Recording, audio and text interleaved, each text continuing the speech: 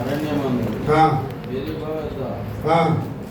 మీరు కఠినపరచుకున్నట్టు మత్సాదినమందు మీరు కఠినపరచుకున్నట్లు మీ హృదయములను కఠినపరచుకొనకుడి. హృదయమును కఠినపరచుకొనకుడి అంటున్నాడు. కఠినమైనటువంటి హృదయం మానవుల యొక్క హృదయం కనుక రక్షించబడని వారి యొక్క హృదయము కఠినంగా ఉంటుంది. కఠినముగా వారు ప్రవర్తిస్తూ ఉంటారు. అందుకనే కఠినపరచుకొనవద్దు అంటున్నాడు. మానవుని యొక్క హృదయం ఎటువంటిది? అది కఠినమైనదని బైబిల్ గ్రంథంలో అనేక చోట్ల రాయబడి ఉంది.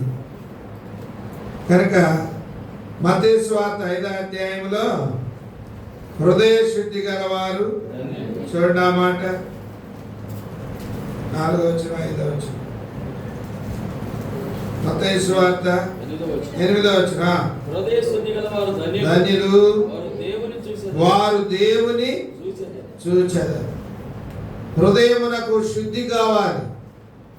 మానవుల యొక్క హృదయం మొదటిదిగా కఠినమైనటువంటి హృదయం.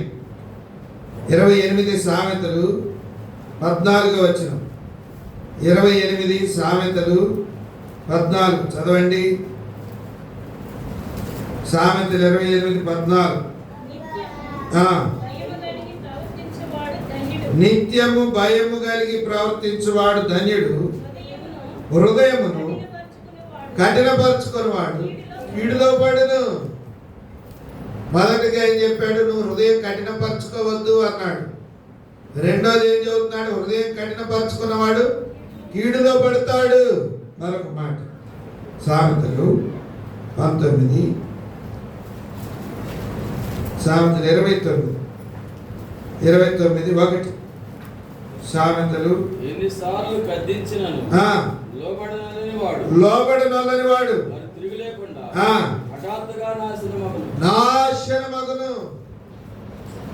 నాశనమగును. సామ వేద దండోపాయం. మొదటిది ఏమన్నాడు? నువ్వు కఠినపరచుకోవద్దని సామాన్యంగా చెప్పాడు. రెండోసారి వినలేదు. రెండోసారి ఏం చెబుతున్నాడు? అబ్బాయి నువ్వు కానీ హృదయం కఠినపరచుకుంటే నువ్వు ఎక్కడ పడతావు? కీడులో పడతావు. నాకేం కాదు, కీడులు నాకే కాదు, అవన్నీ నాకు సరిపాటే. కొంతమంది కీడంటే భయం ఉండదు, లెక్క చేయ. ఇప్పుడు మూడోది ఏమంటున్నాడు చదవండి. ఎన్నిసార్లు గద్దించినను లోబడని వాడు తిరుగు లేకుండా హఠాత్తుగా నాశనం తటస్థిస్తాడు, సంభవిస్తాడు. అందుకని హృదయమును శుద్ధీకరించుకోవాలి, హృదయాన్ని పవిత్రపరచుకోవాలి. హృదయ శుద్ధి గలవారు ధన్యులు, వారు దేవుని చూచారు. మొట్టమొదటిది మానవుని యొక్క హృదయం కఠినమైనటువంటిది. చెప్పండి, కఠినమైనటువంటిది. రెండోది ఇర్మియా గ్రంథం 17:9. ఇర్మియా గ్రంథం 17:9.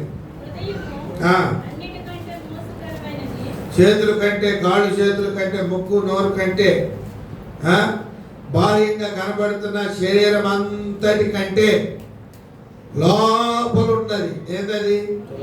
హృదయం.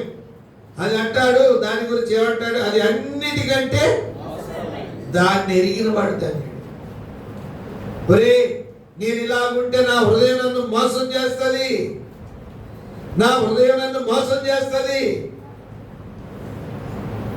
ఎవరు మోసం చేస్తారంట మనల్ని? హృదయమే. మన హృదయమే మనల్ని మోసం చేస్తుంది. అందుకని మానవుని హృదయంలో నుండి ఏమేమి బయటకు వస్తే రాస్తాడు. మనుషుల హృదయంలో నుండి దురాలోచనలను, జాలత్వము, దొంగతనములు, నరహత్యలు, వ్యభిచారము, లోభములు, చెడుతనము, కృత్రిమములు, కామవికారము, మత్సరము, దేవదూషణ, అహంభావము, ఆ, ఇవన్నీ హృదయంలో నుండి లోపల నుండి బయలుపెట్టాడు. అందుకని నిన్ను అది ఎట్లా మోసం చేస్తుందంటే ఇంత మోసం చేస్తాడు. ఎట్టా? నీవు ఎవరి ఆలోచనలు తీసుకోకుండా నీ హృదయమే నీకు ఒక ఆలోచన ఇచ్చేస్తుంది, ఇటు చేయిపో అని చెప్పేసి. అందుకని దేవుని వాక్యం ఏమనుందంటే, హృదయాలోచన మనుషుని వశం, చక్కని ప్రత్యుత్తరం ఇచ్చుట యెహోవా వలన. అందుకని ప్రతి మానవుడు తన హృదయంలో ఏ ఆలోచన కలిగినా దానిని తీసుకొచ్చి ఎక్కడ పెట్టాలా? దేవుని దగ్గర పెట్టాలి. అప్పుడు అది సరి అయినదో కాదో దేవుడు చూస్తాడు. అట్లు హృదయ సంబంధమైన మోసము నుండి మనం తప్పించబడవచ్చు. నీ హృదయం నిన్ను మోసం చేస్తుంది. హృదయం అన్నిటికంటే మోసకరమైన. మొదటిది అది ఎటువంటిదంట? కఠినమైనది, దేవుని గద్దింపు వినాలి. రెండోది ఎటువంటిది అది? అదే మొదటిది కఠినమైనది కనుకనే అది కీళ్ళలో పడుద్ది, అది హఠాత్తుగా, అది మొత్తం ఒకటే. రెండోది మోసకరమైనది. ఎట్లా మోసం చేస్తుంది?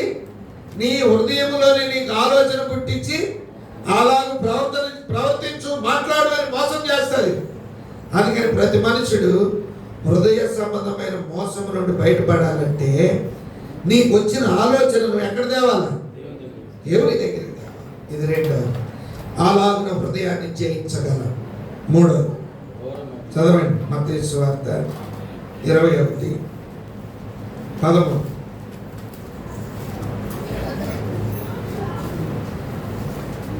21:13. నా మందిరం ప్రార్థనా మందిరం అనబడును అని రాయబడి ఉన్నది. అయితే మీరు దానిని దొంగల కృపగా చేసిన వారు మీరు చేశారు. నా మందిరం ఏ మందిరం అనబడును? ప్రార్థనా మందిరం అనబడును. ఏ మందిరం అది? హృదయం అనే మందిరం. నీ దేహమే దేవుని ఆలయం. హృదయం అనేటువంటి మందిరం. అందుకనే హృదయం అనేటువంటి తలుపునంత నుండి ఆయన నడుచున్నాడు. కనుక మన మందిరము, మన హృదయము దేవునికి ఆలయం. దేవునికి ఆలయం. అయితే దాన్ని ఏం చేశారంట? దొంగలకు. ఎవరు దొంగోడు? ప్రథమ దొంగోడు ఎవరు? సాతాను. మొట్టమొదటి దొంగోడు ఎవరు? సాతాను. దొంగలాగా జొరబడి ఏదేనులో ఎవరిని మోసం చేశాడు? ఆదాము అవ్వలని మోసం చేశాడు. దొంగవాడు. కనుక ప్రియమైన వాళ్ళారా, ఏమంటున్నాడు చదవండి. దేవుని మందిరం అయితే దాన్ని ఏం చేశావు? సాతానుకు నిలయముగా, దొంగకు నిలయముగా చేశావు. దొంగలకు నిలయంగా చేశావు. కనుక ప్రియమైన సోదరి సోదరుడా, మీ విరోధి యొక్క అపవాది గర్జించు సింహం వలె ఎవరు మెరుగుదురా అని ఎదుగుచు తిరుగులాడుతూ ఉన్నాడు. దొంగోడు రాకుండా ఉండాలంటే ఏం చేయాలి? ఆలోచన చేయాలి. ఏమాలి? ఎట్లుండాలా? అదే కరెక్ట్. మెలకువగా ఉండాలి. మెలకువగా ఉండా పడతారు. నూజివేడ్లో మా పెద్దమ్మ గారి కూతురు భర్త, ఆయన గ్రామ ప్రెసిడెంట్.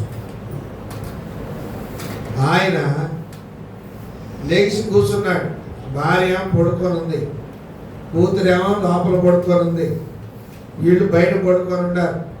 బిడ్డ లోపల ఉంది, వేసవికాలం అని వీళ్ళు చల్లగాలికి బయట పడుకున్నారు. ఈయన లేచి మంచం మీద కూర్చొని ఉంటాడు. ఆయన కూర్చొని ఉండ మరి ఈయన నిద్రపోతున్నాడని ఆ దొంగోడు అనుకున్నాడు. ఆ దొంగోడిని చూడకుండా ఈయన నిద్రపోతూ ఉంటాడు, తెలియదు. ఆయన మంచం మీద కూర్చొనే ఉంటాడు. నేరుగా దొంగోడు గోడ దూకి లోపలికి వచ్చి మరి ఎట్ట తేల్చేమో తలగడ కాడ దిండుంటే ఆ దిండు కింద తాళాలు తీసుకున్నాడు. తీసుకొని నేరుగా ఇంట్లోకి పోయాడు. బీరువా తీశాడు, లాకర్ తీశాడు. ఆ లాకర్లో కచ్చీపులో మూటగట్టి ఉంది, అంత బంగారం. ఆ అవి తీసుకున్నాడు, డబ్బులు కొంత ఉండి అవి తీసుకున్నాడు. మళ్ళీ చక్కగా ఎప్పుడు నాకు తాళం వేసాడు, ఏడున్న తాళాలు ఆడు తెచ్చి పెట్టాడు. ఈయన మంచం మీద కూర్చొని ఉన్నాడు. ఈ తాళాలు ఏడు పెట్టి గోడ ఎక్కి దూకుతున్నప్పుడు లేచి చదువుతున్నాడు, దొంగ దొంగ దొంగ. ఊరే ఎవరా దొంగ, ఎట్టొచ్చాడని భార్య లేచి, పిల్లలు లేచి, పక్కింటి వాళ్ళు లేచి అడిగితే నేను కూర్చొనే ఉన్నాను. నేరుగా వాడెక్కాడు, దూకాడు, లోపలికి వచ్చాడు, తలగడ కాడ తాళాలు తీసుకుపోయాడు, బీరువాజు అంతా చెబుతున్నాడు. ఇప్పుడు పోలీసు వాళ్ళు ఏమనాలి ఇది చెప్పండి? ఇప్పుడు పోలీసు వాళ్ళు ఏమన్నారు? గ్రామ ప్రెసిడెంట్ అవుతానా బతికిపోయాడు. పోలీసు వాళ్ళు అసలు నువ్వెట్ట మనిషికి ప్రసాద్ రావు, నువ్వెట్ట మనిషి అని చెప్పేసి కనుక ఆ రీతిగా తర్వాత ఎట్టో పోలీసు వాళ్ళు పెట్టి ఎతికితే ఆ దొంగలు కూడా దొరికారు. ఆ తీసుకుపోయిన మూట అప్పగించారు. కనుక మెలకువ జీవితం అనేది అవసరం. మెలకువ కనుక నా మందిరము దేవుని మందిరం, ఆలయం అయితే దాన్ని మీరు ఎలా చేశారు? దొంగలముగా చేశారు. ఎప్పుడు దొంగోడు వస్తాడంటే మెలకువ లేనప్పుడు. ఆత్మీయ జీవితంలో మనం ఏం కలిగి ఉండాలి? మెలకువ కలిగి ఉండాలి. లేకపోతే దొంగోడు జోలపడతాడు. కూడా చెప్పి ముగిస్తాడు. చదవండి దేవుని యొక్క వాక్యంలో ఇర్మియా గ్రంథం 17:9. ఇర్మియా గ్రంథం 17:9. మోసకరమైనది, ఘోరమైన వ్యాధి గలది, హృదయము ఘోరమైన వ్యాధి గలది. దాన్ని గ్రహింపగలవాడు ఎవడు? ఎవడైతే అది వ్యాధి గలది అన్నాడో ఆ వ్యక్తే దానిని గ్రహింపగలిగినటువంటి వాడు. ఆయనే దాన్ని గ్రహించగలిగినటువంటి వాడు.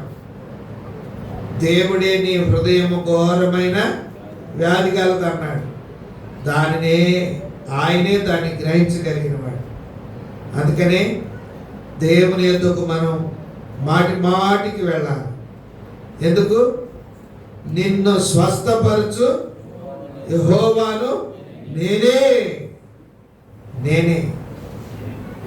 కనుక హృదయంలో ఉన్న ఘోరమైన వ్యాధికేమో ఆయన స్వస్థపరిచేవాడు. హృదయము దొంగలకు ఒక ఆయన హృదయానికేమో ఆయన నిన్ను కాపాడువాడు. కునుకడు నిద్రపోడు ఆయనే మనలను సంరక్షించువాడు. రెండోది అది మోసకరమైనది.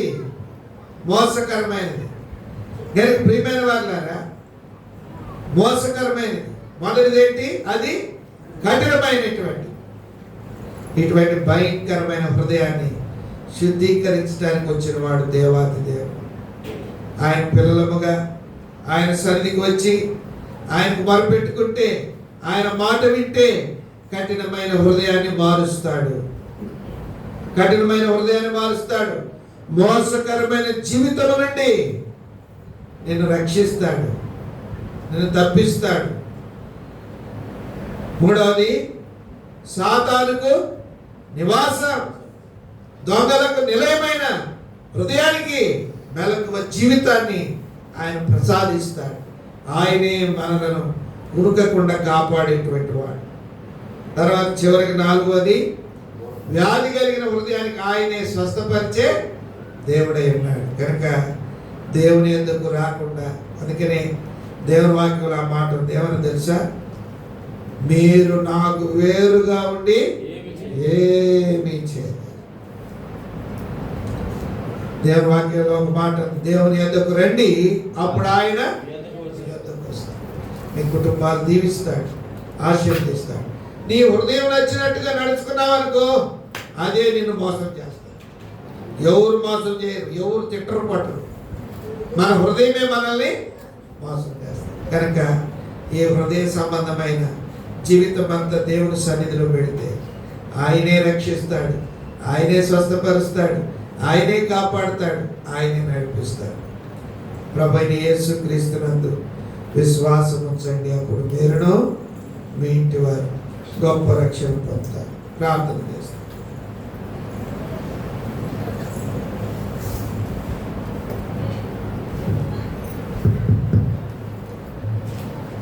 ప్రేమగల పరలోకపు తండ్రి, నమ్మకమైన జీవము గల దేవా, మీకు స్తోత్రములు వందనములు చెల్లిస్తూ ఉన్నాం. మీ సన్నిధి సహవాసమును బట్టి వందనాలు. నడిగడ్డ పాలెములో హెబ్రోను బట్టి స్తోత్రములు. మా ప్రియుడు మీ దాసు డానియల్ అక్కను బట్టి వారి కుటుంబాన్ని బట్టి వందనాలు చెల్లిస్తూ ఉన్నాం. ప్రభా, పరిశుద్ధులందరిని బట్టి స్తోత్రాలు. ప్రభా, ఏర్పరచబడిన నాటి నుండి నేటి వరకు మీరు జరిగిస్తున్న పరిచయం బట్టి స్తోత్రములు చెల్లిస్తూ ఉన్నాం.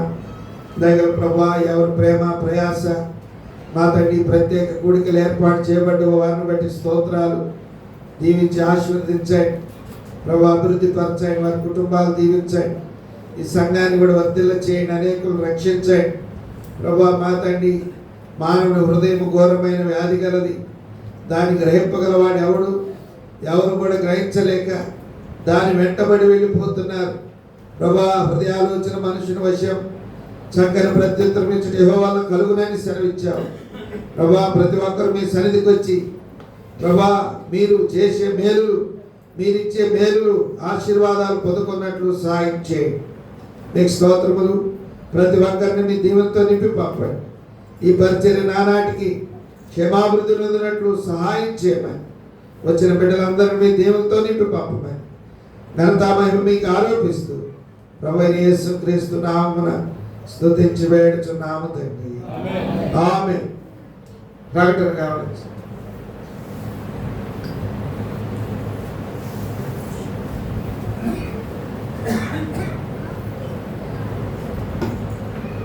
Praise the Lord. అందరికీ వందనాలు.